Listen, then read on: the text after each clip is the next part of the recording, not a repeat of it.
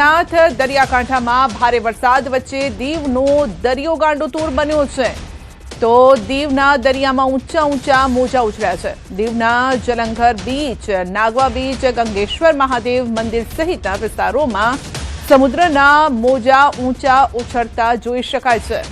તો દીવનો દરિયો ગાંડોતુર બન્યો છે અને હવામાન વિભાગે જો કે પહેલેથી જ 2 દિવસ પહેલાથી જ કહ્યું હતું કે દરિયા કિનારે ન જવું, પ્રવાસીઓ પણ જતા હોય તો ખાસ ધ્યાન રાખવું, કારણ કે ઊંચા મોજા ઉછળી રહ્યા છે, દરિયો ગાંડો બન્યો છે અને દરિયા કિનારે જતા લોકોને આ દરિયો તાણી પણ શકે છે।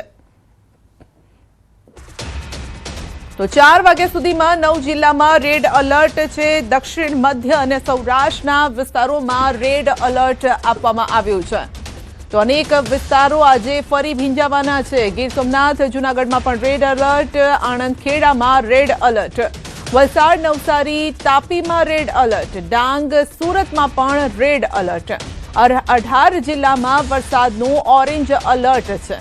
મધ્ય ગુજરાતના તમામ જિલ્લામાં ઓરેન્જ એલર્ટ આપવામાં આવ્યું છે। તો સાંજે 4 વાગ્યા સુધીમાં લગભગ અડધા ગુજરાતના મોટાભાગના જે જિલ્લાઓ છે તે જિલ્લાઓએ સાચવવું પડશે, કારણ કે આજે મેઘો મુશળધાર વરસવાનો છે।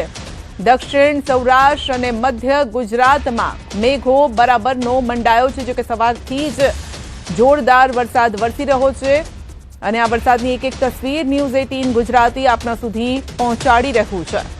તો ક્યાં મુશ્કેલી લઈને આવ્યો છે આ મેઘો અને ક્યાં હેત વરસાવી રહ્યો છે, તમામ ખબરો અમે આપના સુધી પહોંચાડી રહ્યા છે।